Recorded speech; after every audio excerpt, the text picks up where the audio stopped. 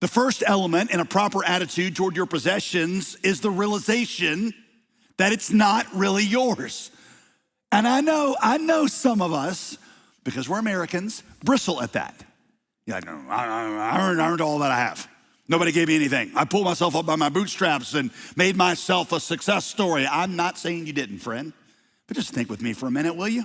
The talents and the drive you use to make yourself a success, where did those come from? Did you bestow all those things upon yourself? Did you program your own DNA? You say, well, no, but I developed my talents. And sure, I'm not taking away from that, but the opportunities you had to develop them, did you provide yourself with all of those? Did you really think that if you'd grown up as a blind orphan in South Sudan, for example, that you would have had all the opportunities you have now? Not to mention that the air that you breathe and the health you've used to pursue your life, all of that comes from God. My point is not to take away from your hard work. My point is to say that when you trace it all back to its origins, so much about our lives goes back to things that God gave to us. God says, trace it back to the origins, and it all comes back to me, and you're gonna have to give me an account for what you did with all of it. I've always heard that there are two questions that God will ask each of us in eternity. Question number one he's gonna ask us is, what did you do with my son? Did you receive my son Jesus and his offer to save you? Did you submit to him as Lord? That's the salvation question. Question number two, what did you do with my stuff? Did you use my stuff for the purposes I gave it to you for? That's the stewardship question. So the first reason I use this parable to open this series is as it teaches us that all we have belongs to God. The second reason I use this parable is that it clearly shows us that the wisest thing we can do with our money is leverage it for eternity. What this fired money manager did was very logical, smart even. His ethics may be questionable, but his logic was sound. That's why Jesus praised him for it. That's why he said, I wish my people, verse 8, I wish my people were as smart with their lives as this shrewd money manager was with his money.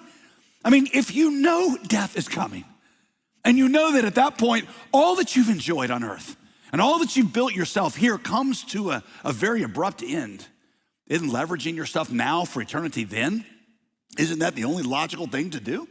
You can't take any of your money with you. The ancient pharaohs often wanted to be buried with all their riches and their favorite possessions and sometimes even their favorite wives.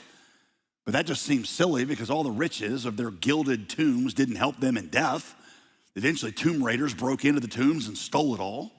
Sure, you can leave some of your money to your kids and that can be a blessing. Or maybe you'll leave some of it to a local university or an art foundation or a hospital. But the ultimate question this parable asks is, who do you think the rich boss in your life really is? And have you ever asked what he wanted you to do with that money? Because he's the one you're gonna answer to one day. So I've told you that one of my life mantras is, only one life to live, 'twill soon be past. Only what's done for Christ will last. He's the rich boss to whom I know I'm going to give an account. You know, it's simple logic.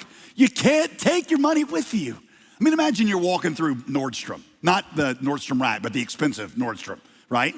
And as you're walking through this incredibly overpriced store, and all these things are catching your fancy. Designer clothes, nice jewelry, expensive watches, handbags from Gucci or Saint Laurent or Burberry or Burberry, however you pronounce that.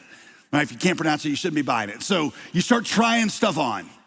You start walking around the store and this stuff. You're loading up your arms. You're carrying around all the stuff that you like through Nordstrom. And I see you walking through the store with all this fancy stuff, and I know you don't have any money.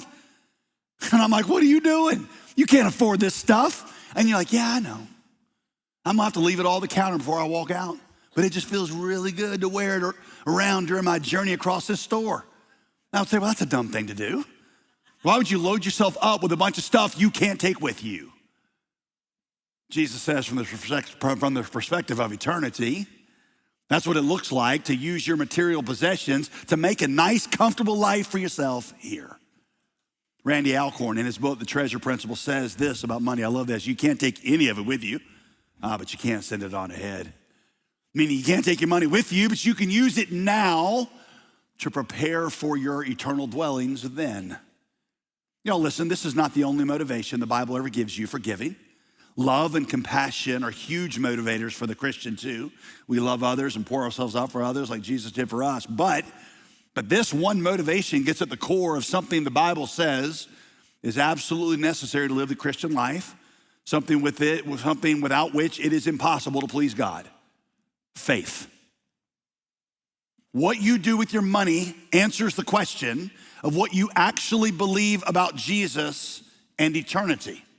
Do you believe in him and eternity enough to let it affect what you do with your money now? Because here's the thing, y'all, the needs you have now are real.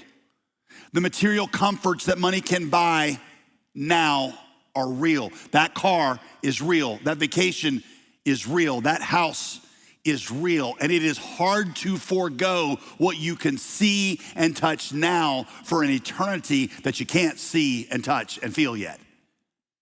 And that's where faith comes in. Hebrews 11, which we just studied together, taught that faith was evidence of the things hoped for. It's assurance of things unseen as of yet, and that without faith, you can't possibly please God. When it comes down to that moment of faith when you gotta say, I'm gonna invest in something, I'm gonna give away my very real money for an eternity I can't see yet, that's when most of us fall off the wagon. I'm just gonna tell you, confessing Jesus as Lord with your mouth is relatively easy. Raising your hands in worship is not that hard. But what you actually believe about Jesus and eternity is shown by what you do with your resources. Money don't lie. If I want to see what you actually believe about eternity, more accurate than what your mouth says you believe or how high you raise your hands in worship is what you do with your money.